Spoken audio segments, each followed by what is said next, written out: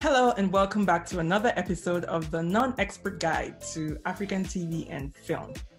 Before we go on, don't forget to subscribe. Yep, that's the notification bell down there. All right, let's jump right in. Do we have to celebrate every anniversary with the same old love story every year? When did our lives become so complicated? Growing up sucks. When's the last time any of you prayed? Why are we in debt? I realize how much I've messed up, and I swear to you, I will fix it on my life. Yobana Iwuchuku. Nigerian? I can find you work.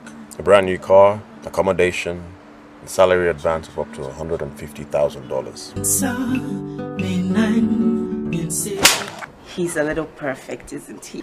Dede, there is no such thing as a perfect man.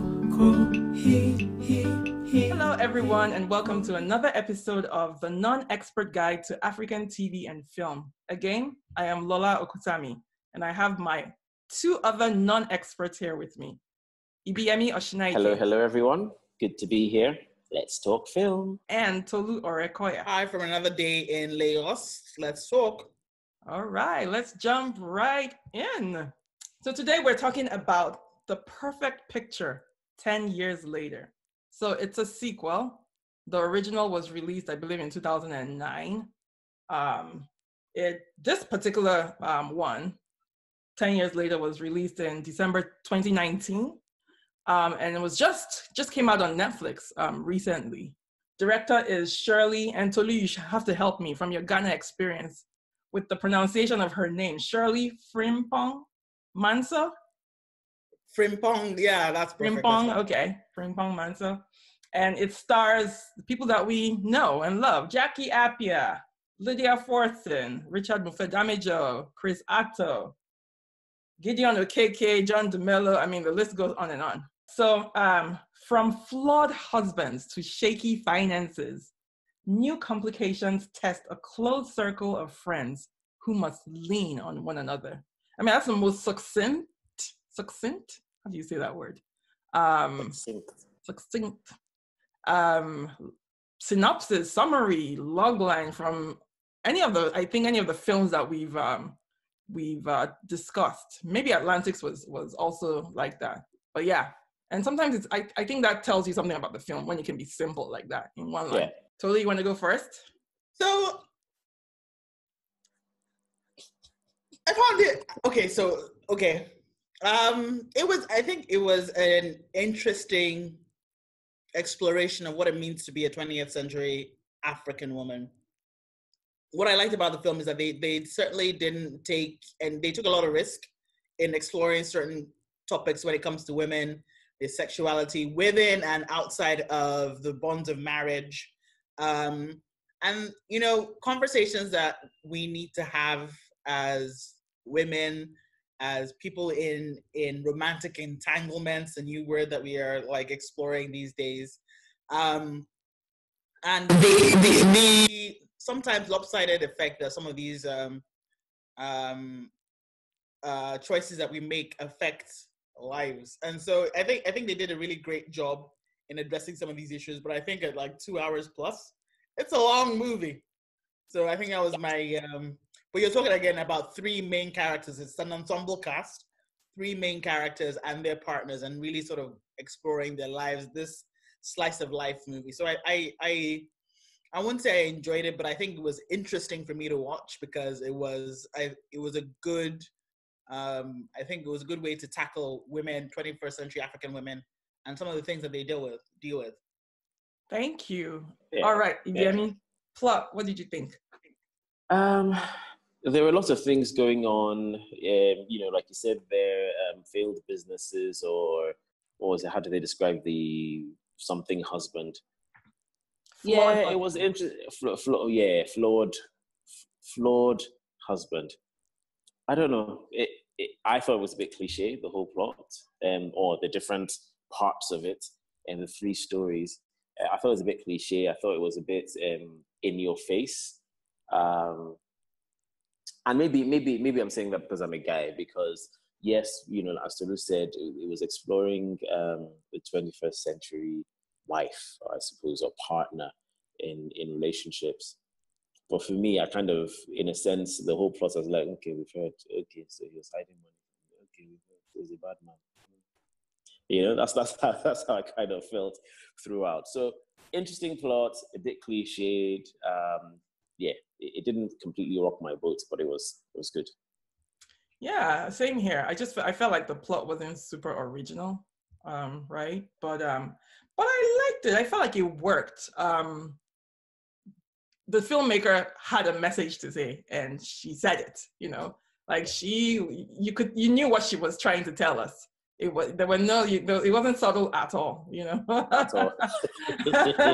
it worked. But for me, it worked. I felt like the title was perfect, picture perfect, right? We humans, we like to present ourselves a certain way to the world. Meanwhile, I mean, look at the opening, right? It opens on a anniversary party that this guy has thrown for his wife. And then immediately after we see that, oh, it's not well in paradise, you know? Yeah. And I really like that. I like that it really zoomed in, or it zoomed out on these couples and what was actually going on in their relationships. So yeah, 2 hours I'm a fan of slow burn movies, but at some point it's just like, okay, burn you, is enough. Yeah, check it. Is there even fire here, sir? Okay. Well, yeah, but it worked. The storytelling, though, there was a beginning, there was a middle, there was an end. They introduced the conflict in the beginning, and we saw them work through it. And there was, an end where it was a clear, this is how they ended. Otoli doesn't agree, but I thought it worked. They worked through it. Did they? Well, okay, yeah. So we can talk about that. I think one person worked through it. I don't think the others. I think the others were might have been given an easy. Yeah. All right. So themes. Let's talk about themes. Themes. Okay. Themes. What kinds of themes were you seeing? I saw. Don't be afraid to show yourself to the world. Gender, sex. Sex was a big thing. For me, I found that it was an interesting exploration of, for instance, mismatched sexual appetites in couples. That's actually a fairly big deal. And I don't think there's a lot of conversation that is had in public, or in private, but in public certainly, about what happens when you have different sexual needs from your partner. I thought that was a very interesting topic for them to explore. I don't know whether they really, really sort of addressed that in a way that was healthy, but it was a good topic to touch on. They talked about infertility in marriages and the impact of pressure on families, even within the couple unit themselves, the pressure on each other to deliver, to literally deliver on that. I thought they talked about, Diddy and her love of kink. I didn't like the way they explored it, because they made it seem that it was something that was an aberration as opposed to a choice. But they touched upon it, and they kept going back and forth between, it's an aberration, but it's something that you should be fine with anyway, but it's an aberration, but you should be fine with it. But I like that. I was confused there as well, yeah. And then who else? And then one of the important things about family and finances, when you're a woman and you leave the family finances to your husband, and then he goes off the rails. But also like things like, the conversation about how many children you want to have in a marriage, where your wife wants, I don't know how many children, and you're like, I think, again, that wasn't really, it was touched upon, but it wasn't really explored. And I like that some of these things were they weren't clean. A lot of it was dirty, in the sense that, like, it's very messed up that a lot of these conversations were not had prior to you getting into a relationship, permanent one, because if you see marriage as permanent, like, the number of children you're going to have is a very important one you should be having before, your husband is fine with 5, you want a 6th one. Where's the money coming from? But you're not interested in that conversation until, the whole relationship, sort of the whole money problems start to happen. And then also I found it very interesting, a younger woman marrying an older man. That was a great sort of conversation I think they touched on. So yeah, I think they did a lot of things. They asked a lot of questions. I don't know if they answered them or even discussed them in a meaningful way that didn't have such a pat ending. Okay, yeah, she's fine. She's fine with you marrying your dad or her dad. Anyway, you guys talk. Yeah, I agree. I think again, it felt like the writer went in there with an agenda and then just spoke her mind, which I suppose is one way. But did it open up the conversation? Did they want to open up the conversation at all? I don't know. So the themes for me, mismatched sexual appetite, like you said, like kinks, whether they're African or not, or whether a woman can have them versus a man. They also explored the whole using a child as bait, not bait, or as a tool when there's a dispute in a marriage between a husband and a wife. I think it touched on a whole lot of things. I'm not gonna lie, I was bored. So she can't have children. We've heard. Okay, so he wants sex and he don't want to. Okay, we heard. Okay, the kink one, I was like, oh, that's interesting. But still, it was kind of like we heard. It wasn't, there was nothing about it in my mind. It wasn't dealt with, the themes were not dealt with care or attention or even shock. I'm sure the whole kink one was supposed to be shocking, but it was more like, oh, really? I've heard. We've seen 50 Shades of Grey. I don't really think there's anything you can do that can shock us. And the fact that it's an African woman doing it, well, whoop-de-doo. Honestly, I wasn't, you're on mute to look. There was nothing there that kind of made me go, wow, whoop. Do you see what I mean? So, but you are coming from a place of exposure. So for the general audience, really? I think comics would have been more shocking to them. Okay, so that makes sense. But then if you're talking about, but then they didn't approach it in a way to sort of explain what it is or the pleasure behind it, or it was just kind of like, oh, and this thing happens, and yeah, women too can do it. So if it's for people who think, okay, what's the big deal? Like me, I'll be bored. But then if it's for people who are new to this, then you haven't given them more information. It was more like, oh, really? Well, what's that about? You see what I mean? I don't think there was any attention to the detail there. Yeah, that's my. I think they treated it, again, this sort of dominatrix sort of relationship, dominatrix sub relationship. I think they treated it as like an aberration, like she had issues, and that's how she worked through her issues, but she doesn't have issues anymore. My question, and so forgive me if I missed this, because again, at some point I think I tuned out of this movie. She wasn't having great sex with her partner Sam, right? Mm-hmm. Did they resolve that? Did they what? Yeah, at the end. Yeah, they did. They resolved it at the very last scene. So he comes rushing in saying, "Oh, I'm a freak too, and I was worried that you wouldn't be a freak. But now that I've seen your video, we can be freaks together. Let's get freaky on the table." That's what that scene was about. We're just like, oh. Yes, Daddy. This your freakiness is a lie. I can even see through that it's a lie. I know.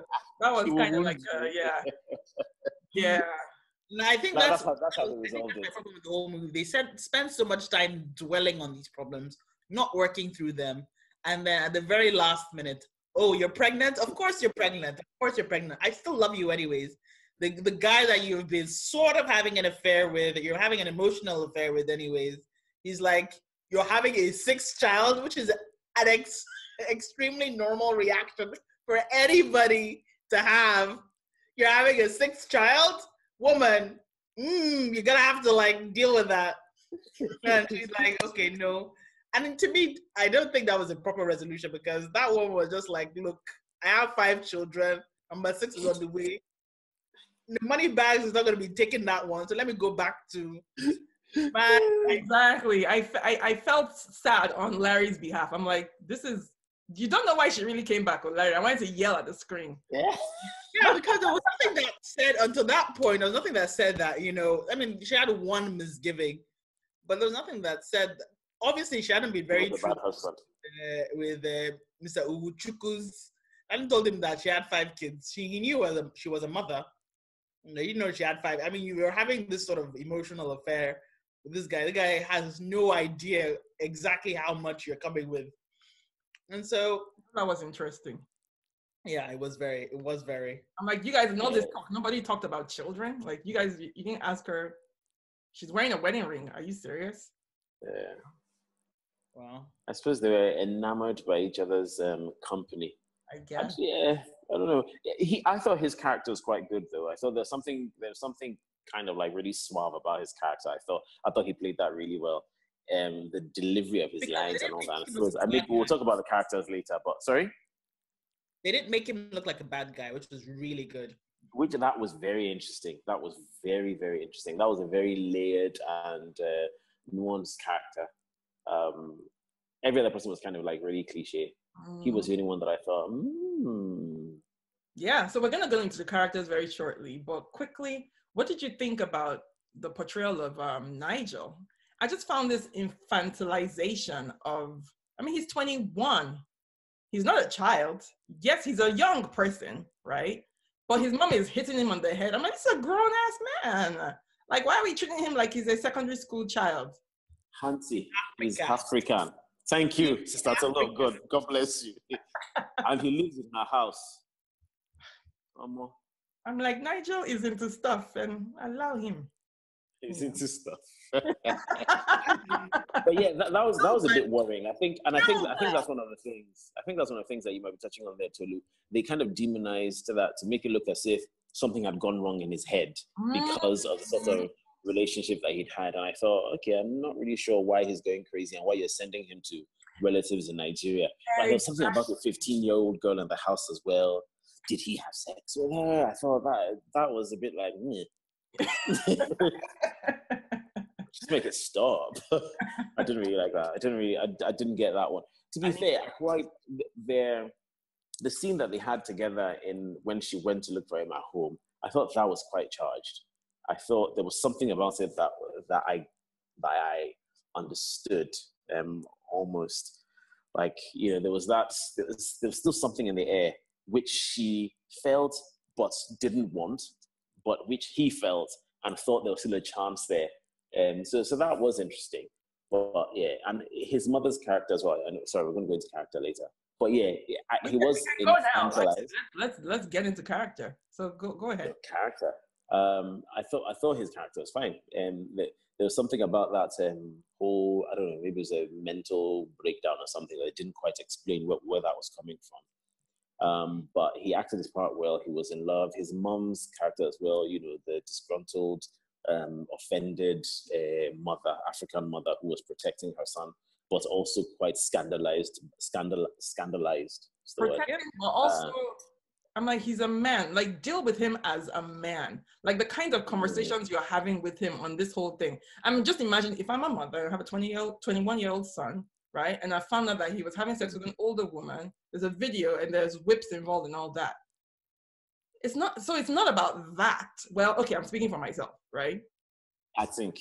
Is it about the sex though? Or are you having conversations about, okay, are you being safe? You know, are you, you know, and not having it be about not sending you off over the continent. Yeah, you know, I thought this is not a child. We're not talking about I get a child. I get that, but that's a very Western approach. That's a very Western parenting style. I guess. So I can totally understand her being completely scandalized and refusing to accept it and refusing to deal with it in a constructive or healthy way. What do I think about the other characters?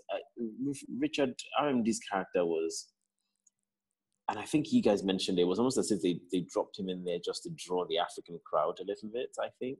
I mean, he did have a good storyline. But again, I'm done with all these obsession with wealth. Don't know what he did. You don't know where he got his money from. And then, I don't know. I wasn't sold. Okay, but let's talk about the three women themselves. And did you? I quite like. Let me ask you this question about the three women, right? Did you feel like they were different? Did you feel anything differentiated those three characters, the main characters? That's actually what I was going to say. Okay. I think so. I think so. I think they could have done, and this is, I don't know if this is the wrong thing to say, but I think they could have done something about the way they looked, about casting them to be completely different with the way they looked. I mean, body type. But I think in terms of character, I think they pulled it off. You would always imagine that there will be one friend who will be the goody two shoes, and that's the woman who had some reservations or some inhibitions with sex. Sorry? With the fertility issues, Akasi. Yes, Akasi. And then there's the wild one who's Didi. And the third one who's kind of like the homely mothering type. I've forgotten her name now. Sorry. Aseye, yes. So I think they played off against each other well. I think they played off against each other well.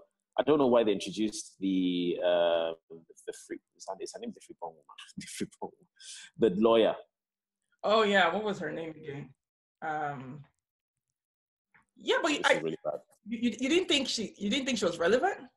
I think it was interesting. I thought she was. It was an interesting choice, but again, I was bored. It felt like, oh, I'm going to bring on this other big African Ghanaian name, and she's going to come and she's going to play a part. So that's what it felt like. It felt like, oh, we're going to bring RMD, and then we're going to bring the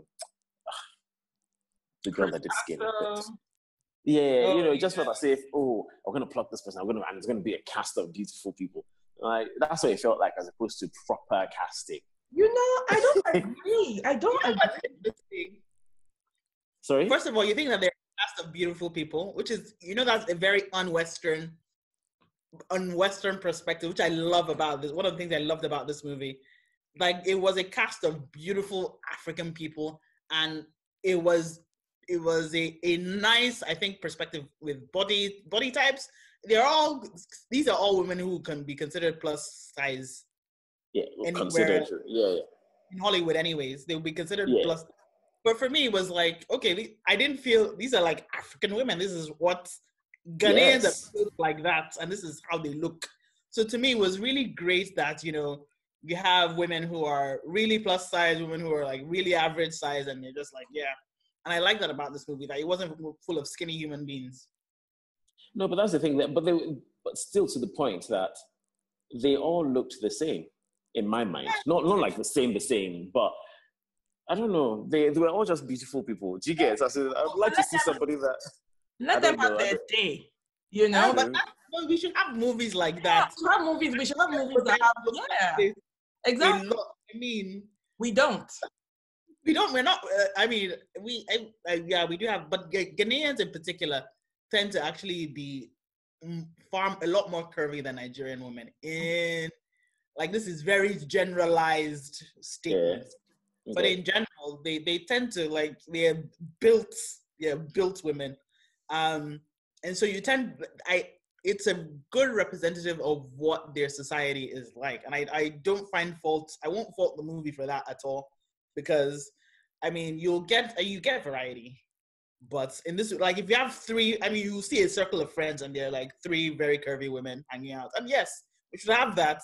And it shouldn't be like, these are curvy women. Hey, notice. It's just women. These are three women. Yeah, and I like that about this movie. Yes, and also, I think Jocelyn Dumas was the only person who had a lighter skin tone. Everybody else was like medium brown and darker.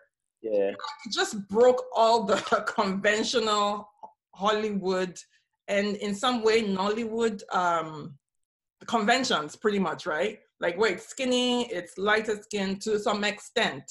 Definitely. Except they were all wealthy. Well, no, they weren't all wealthy, but there's only one person that wasn't wealthy. Who I love the actor that played Fela. I thought he was great. Like, the things that he could do with his eyes, Gideon, like we said, I feel like those two, even Chris Atto, I thought was pretty good in this film. You guys are looking at me like, you think? No. I agree with you. I think all the men were really good. The men did not come to play.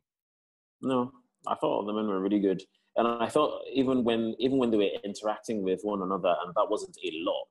I mean, there was a telephone conversation, and even that I thought, yeah, these guys feel and look and sound like genuine friends. Mm-hmm. Yeah.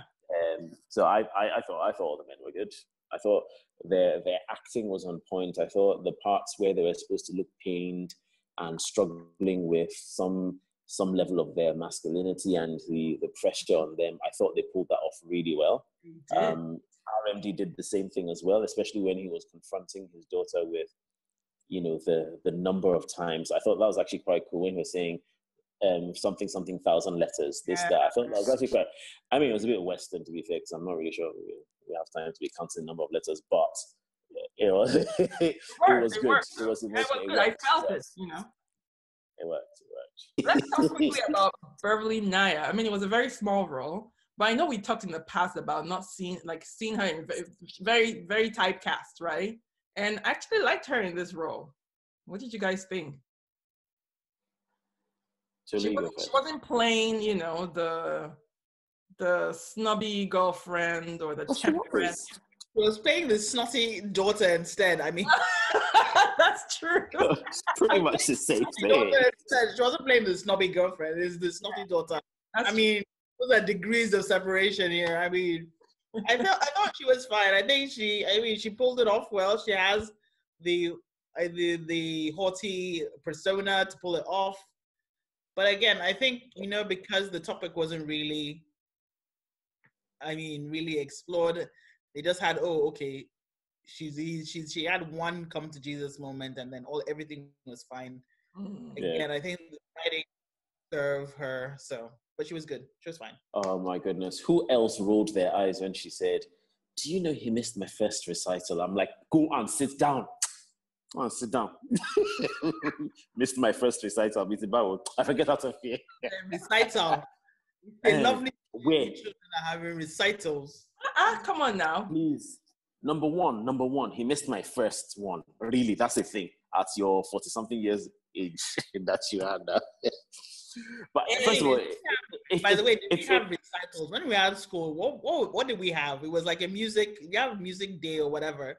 Yeah, no, you have recitals. You have recitals. You do have recitals, but it wasn't true it wasn't true in the sense that if we think about her age and think about how far back she must have been doing that. When it must have been in the 80s or something, right? So maybe the 90s. Let's say the 90s. It must be in the 90s. Come on. As in, it would be normal for your father not to be at your recital. Please let me hear a word. And if he wasn't, and you were hurt, it wouldn't be something that you hold on to. Now, if she had said, he missed all my recitals, and you were a musician, that would make sense. But it just felt like, oh, please, must we copy everything we people do? So I didn't like that line. The other, about her acting and her role, though, I agree with you. I do think she tends to be given that the posh, snotty girlfriend thing. But having seen her in Skin, which is another one that her documentary, I realized that it must mean that she's actually a really good actress. Unfortunately, they just keep typecasting her, maybe because of the way she looks and because they've seen her in a particular role previously. But you would think that that's how she was in real life, and I don't think that's how she is in real life, which means she's acting. She's really acting. And it's just, I think, what we should then be asking for her is for her to take on more, more versatile roles in the future that can show her breadth and depth of skill. Absolutely. The opportunities there, though. What? Sorry? The opportunities there for her, though. Are there opportunities for her? Well, so that's the question. That's the question we're throwing out. Yeah. I mean, we're talking about E-tier roles, right? Also, the movie was long. It was long. So at some point, I mean, it was difficult. Their problems just kept feeling very repetitive. Nobody was moving forward anywhere. I mean, yes, she's having an emotional affair. Oh yeah, move it. Okay. No, she's moved into another room. We get it. Move on. They're fighting. Yeah. And the pacing. Didi's character for me was almost the worst of them all because that resolution to the conflict was just. And to me, okay, that's I think the worst. What I enjoyed least about it was that it just felt like the last 20 minutes was, oh yeah, this movie has to finish now. Let's wrap this up. So I wanted to talk real quick about the locations, the homes. Do they feel lived in? What did you think? I felt like they felt like locations. They're beautiful, they're gorgeous, and I mean, they sourced some excellent, My goodness. the shots were beautiful. Stunning. But again, it felt like, yeah, we're quickly borrowing somebody's house. That's how it felt. And Chris Atto's character, Larry and Aseye, were they living in the US? Because that was the US for sure. That was even I looked outside the window at one point. I said that is fall leaf outside their window. That leaf is orange. Yeah. So no, because whether it was Canada or the US or whatever, it felt very, very American. The house and the layout and everything. It was not Ghana, Sha. American. Yes. Ghana can have buildings like that now. What do you mean? The leaves don't turn orange in Ghana. We are evergreen. Yeah. I lived in Ghana. I literally lived in Ghana. Did you live in Ghana in the fall? I lived there for 6 years. What you? All right. Okay. Okay. So, favorite. No, okay. Okay. I think in the US, that Ashaye and whatever his name is were in the it US. Ashaye and not Aseye? It's Ashaye. It could be Ashaye. I'm just like Yorubas. The S is whatever. All right. But I think they were in the US. But at some point, didn't they all meet up in one place? Anyways. And then the other two couples were in Ghana. Yeah. I can't remember. But that house that Gideon Okeke's character was getting for his side piece. Lovely. Lovely. Yeah. Mountain. Like, I want that house for myself. Where can I go get Lovely. It? Even Didi's house, where they brought the news to her, where the even that her house that had like a telescope somewhere. It looked like it was on a mountain, side of a mountain as well. That was stunning. RMD's house as well. That was lovely. That was lovely. Yeah. So some lovely locations. Shout out to Ghana architecture. I know. Yes. It was really gorgeous. It was. Beautiful. Okay, quickly, I want to talk about some quick favorite scenes, if you had any funny moments, any moments that where you felt something. You guys, come on now. Remember in the beginning when she was saying, I'm having good sex in the restaurant, and the waiter was like ready to take it back. Funny. I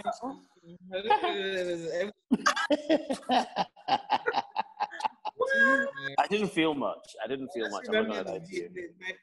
Yeah, go ahead. Sorry, BME. Sorry, I was just saying I didn't feel much. That's it. I caught it, but I caught because I could. The setup was there, so I felt it coming. Once you had the waiter leaning over while they were having such an intimate conversation, I'm not sure how many African women will do that, Sha. You have a strange man pouring your tea, and then you'll be having a conversation about what is happening in your bedroom. But it works. And then another thing that they did, the way they kind of planted and pay off when they talked about when they were at the spa, right? And somebody in the past, I guess, was suicidal because she had caught her boyfriend with two women, right? Yeah. They talked about tying their legs together, and then I love that. I loved how that was a nice touch. And that was a nice thing, yeah. One of the things I really liked about this film as well was that the filmmaker was very clear about what the story was, and she was very focused. I feel like one of the issues that we've had with some of the other films that we've discussed, right, is that they're doing too much within the film, right? I was just telling you, BME, so you're discussing the films within the film. It's so much, and in this case, it was very straightforward, and BME, you were saying something. Yeah, so I was saying it makes sense. You're right. It was very clear where she was going. There was no dilly-dallying whatsoever. On the other hand, I would have liked to see a little bit more creativity, a little bit more nuance, a little bit more, maybe not dilly-dallying is the word, but just a little bit more, not as opposed to just this is where we're telling the story. Just we're going here. This is where I'm going with this storyline. Just spend some time, give it a little bit more love and a little bit more, hold some things back, use suspense, use maybe, I don't know, the score, use the acting, something to get us on edge a little bit, or at least have some empathy for the characters. For me, it was clear from the start, okay, this is the one who's kind of like the liberated sexual potential predator. This is the one who is the airhead, who is, leaving everything to her husband. And this is the one who just doesn't really know whether she wants to be married or not. That's how, I mean, it took a while for me to, that's kind of, obviously just being a little bit masochist, or what's the word, in describing their characters there. Did you root for the couple? I didn't root for anything because I knew it was all going to work out in the end. That's kind of where I was going with that. I was rooting particularly for Fela and Akasi. Yeah. I didn't feel anything for them because I kind of knew, like we said, we've heard these stories before, and I knew it's going to work out in the end. I knew nothing interesting. Nothing interesting. I knew where it was going from the start. You could predict the end. Because that's the thing for me, right? Is that that everything from the beginning, you knew everything was going to happen happily ever after. I even knew that she was going to be pregnant at the end of this movie. But from the first, I knew that everybody who, like, once she said she wanted a sixth child, I knew that was going to happen. I knew once she said she was trying to have a baby, she's like, oh my God, I'm feeling sick. I knew that was going to happen. I mean, there was nothing surprising. I already knew what was going to happen at the end. How they got there in the middle was, okay, she was having that, she was seeing somebody else. Or actually, two of them were seeing other people. That was interesting. Two of the women were seeing other, but everything felt, no matter what happens, to go back to your husband. No matter what happens, your relationship is going to end up fine. Yeah. Really last. Yeah. So, yeah. I mean, speaking of the people, the women who were having relationships with other people other than their husbands, Akasi surprised me, right? Because she had said in the beginning that she wasn't sexual. She didn't feel like she was a very sexual person. But then she initiated that kiss with Taylor. Was that his name? Taylor, John DeMello's character. And I thought that was interesting. I'm like, okay. Everyone is sexual. Are you not sexual? Or are you just not feeling sexual towards your husband? Ibi, what did you say? I said everyone is sexual under the right circumstances. But again, I didn't care. Yeah. And I think that's a deeper problem because I really didn't, I didn't care about, there was no point in any of the storytelling that I feel that I need to follow this story to the end. Like this is one of those movies, I'll watch the beginning, fast forward and watch the end, and I can sort of guess what happened, everything that happened in the middle. I like this film. No. I mean, it was okay. It was okay to watch. There's another storyline that I'm sure, I don't know if you guys kind of rolled your internal eyes or actual eyes when it happened, but Stella, is that her name? The lawyer. Flora. So when Didi walked in, I was like, I don't know if you remember me. And she's like, I remember you.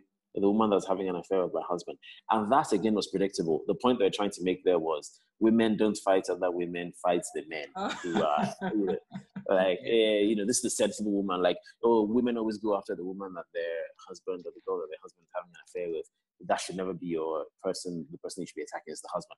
Okay, we've heard. That's kind of the point. There was no need for that. I didn't even get that. Yeah, I was wondering though. So was Sam the husband? No. There was somebody random. Somebody else. No, because Didi is a bad chick. Yeah, so Didi was like this. The setup at the beginning was like she was and I'm guessing this is from part one. She was again. She's the sexually liberated one who flitted around. I mean, she had multiple partners, according to Africans. And this is where I wish I had watched the first one, because I think there's a little bit more background to the characters that would have allowed us to understand a little bit more of what was going on in the second movie. True. What did you think about the pastor? I felt like he was kind of the voice of the filmmaker in some ways. That sermon that he gave, about people being free and people being afraid of being judged, and as a result, they didn't show their true selves. So I thought that was, again, it was on the nose.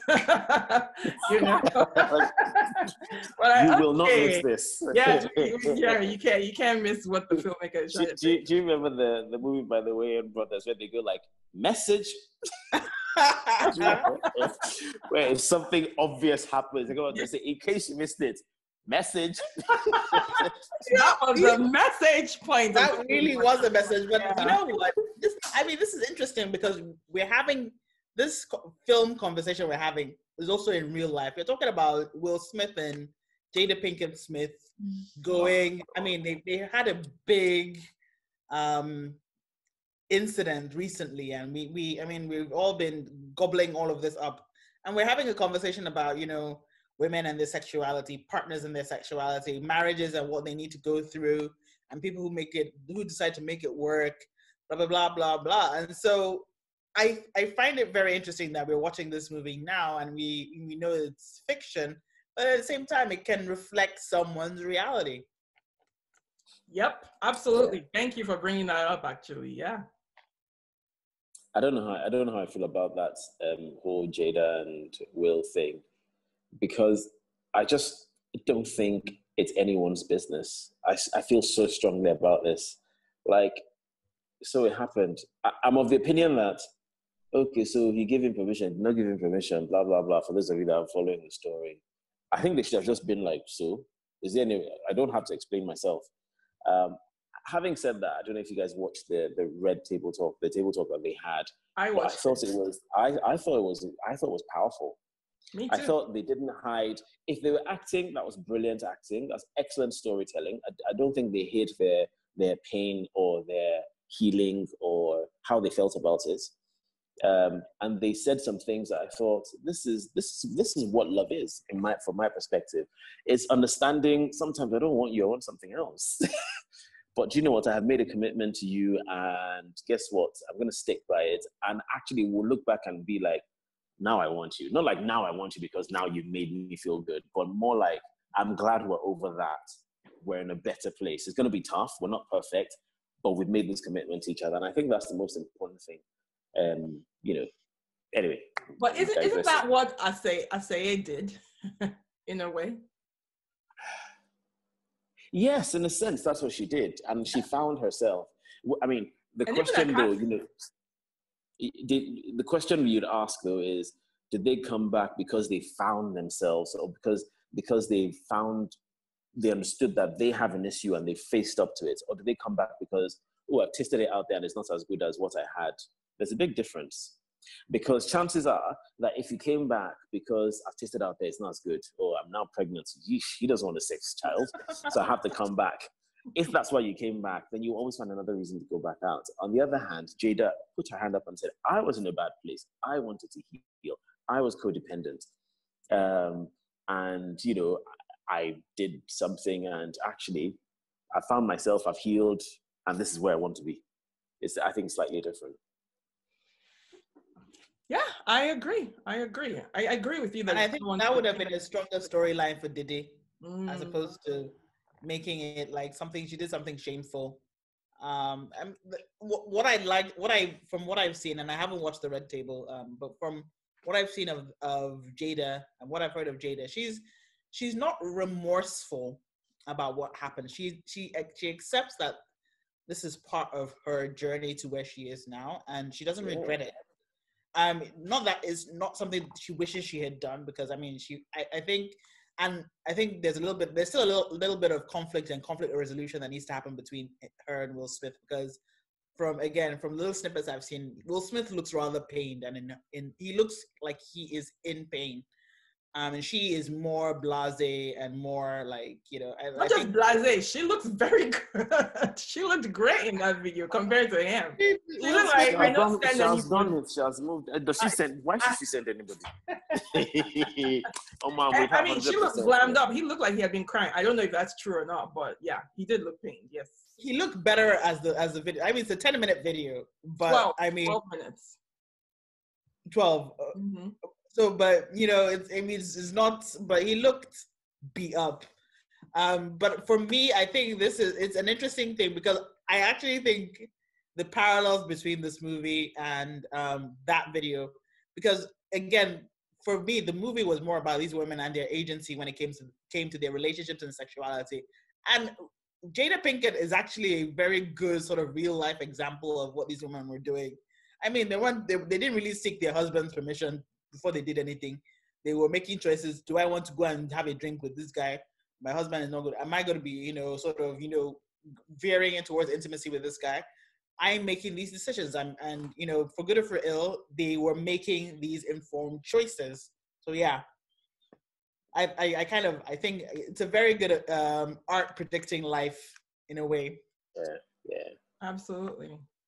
Yeah. Yeah. Yeah. So people are talking about, look, if we look at August, right? August, who's kind of set everything off. And Nigel's characters, and we're talking about, earlier I was talking about infantilizing younger men, but who are men, right?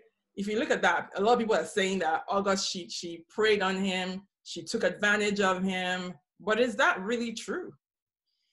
So for August, for my thing is that again, it's a very eerie parallel because August seems to have had issues that she was helping him work through, and then they fell into a relationship. I don't know whether he had healed from his issues or he had worked through his issues, and then they fell into a relationship. I think that's where the friction is, in that he was still somebody who wasn't. Yes, he was a full-fledged. He's an adult and he could make these decisions, but he was somewhat incapacitated by either whether it was on drugs or he was emotionally, whatever, distraught.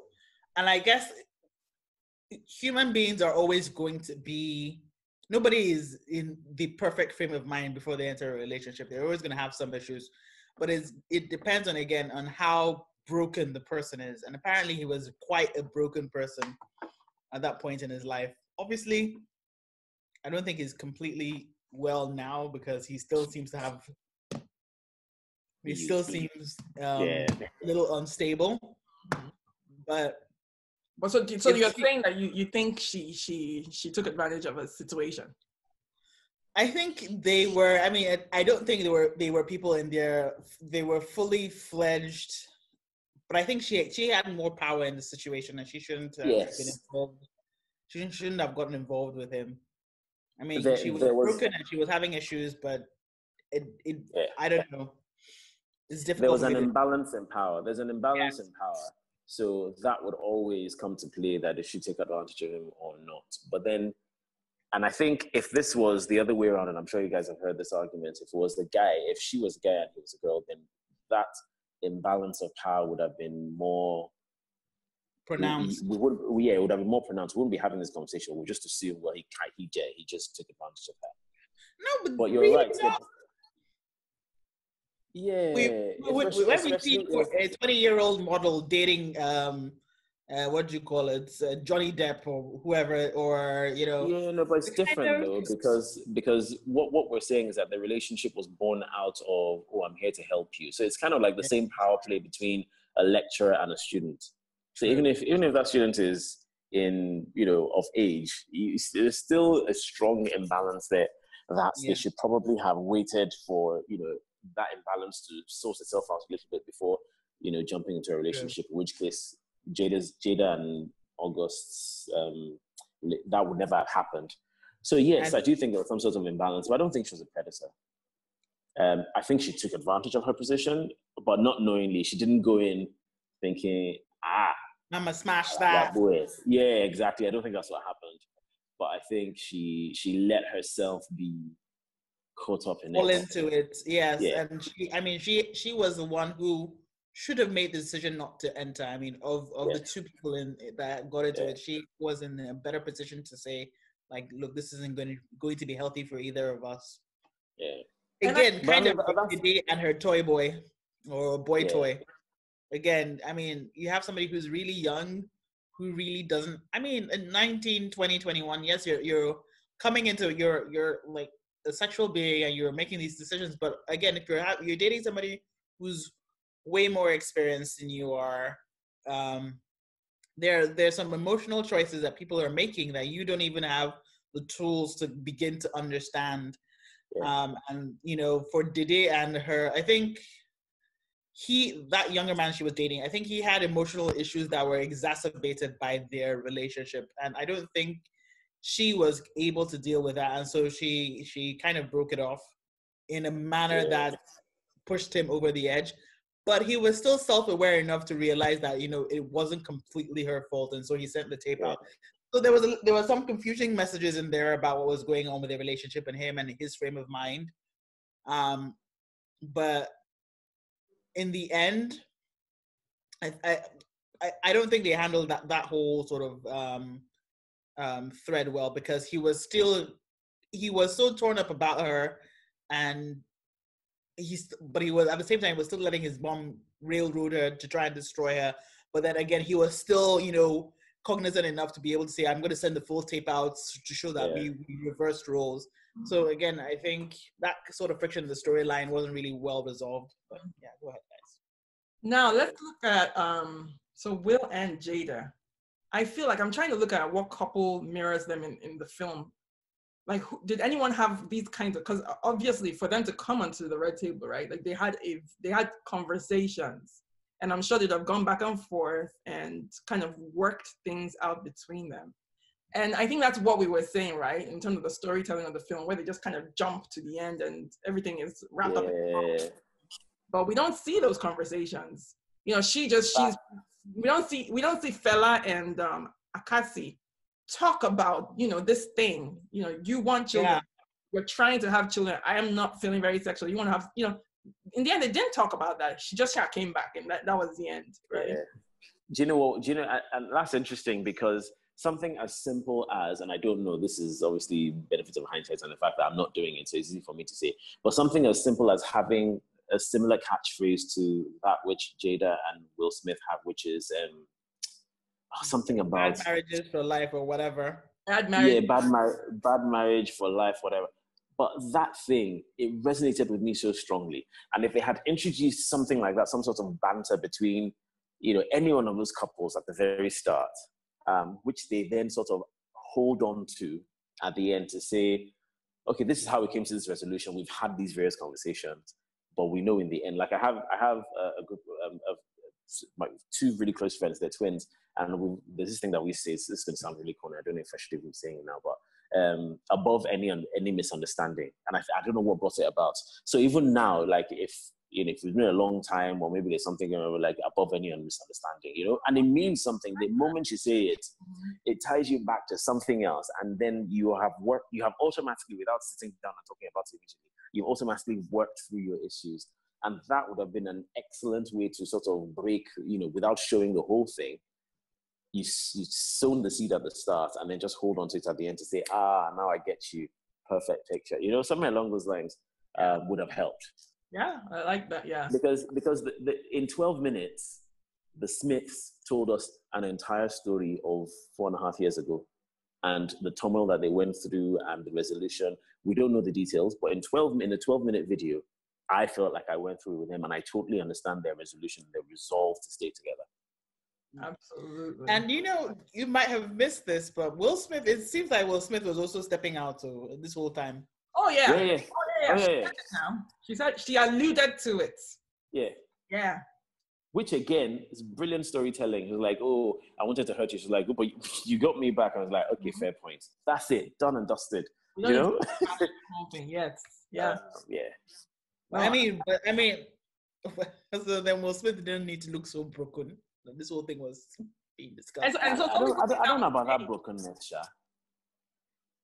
He looked stressed. He looked something like this. I think he looked like he had been crying. I don't know that he looked broken, but he looked like he had been crying. But here's the thing. Why? Because obviously they would have seen that and edited the footage and sent it out knowing that he looked like that. So it was either deliberate to say, look like this, so we can send it out, or they're telling another story there. And it could be anything. Maybe he's the one that is incredibly private, and maybe the pain that he's feeling is not this pain of what happened, but the fact that I can't move. I have to actually tell these people this. It's none of their business, but I have to wait on, I don't know, some greater good, which I personally don't see. And that's the conflict. Because I don't think it's the same conflicts that we think is eating him. So for me, I think they had to have this is an aside, but I think they had to have this red table talk for branding purposes, because, you know, especially for a Red Table and Jada's brand, I mean, they have this almost radical honesty thing going on. which is a core part of Jada's brand. And I think that this conversation needed to be had to sort of dispel any, but Jada, you have your own problems. Why don't you talk about, what you're doing? So this is like, they didn't really tell us anything that, was groundbreakingly, but it resolves a lot of issues for them, for her brand and for their brand going forward. And, nobody can question them now, I don't think. August can say whatever he wants. I mean, they've said their piece. And they can move on, and I think it allows them to draw a line in the sand, which is great for them. So let's wrap it up. What do you guys think? Recommend, not recommend? I'd say if you're having a boring Saturday and there's nothing to do, just put it on while you're cooking or something. Well, good job. A lot of work went into it, so it's worth. I'll definitely say it's worth watching, but don't expect too much. Really? If you're into African movies, this is your thing. You should definitely watch it. Right, and I think you should watch it. Yeah, again, it's a long watch. I don't know that it's anything original, but it was interesting enough. All right, so we're gonna wrap it up. Thank you again for joining us this week. We just talked about the perfect picture 10 years later. All right, see you next time. Deuces.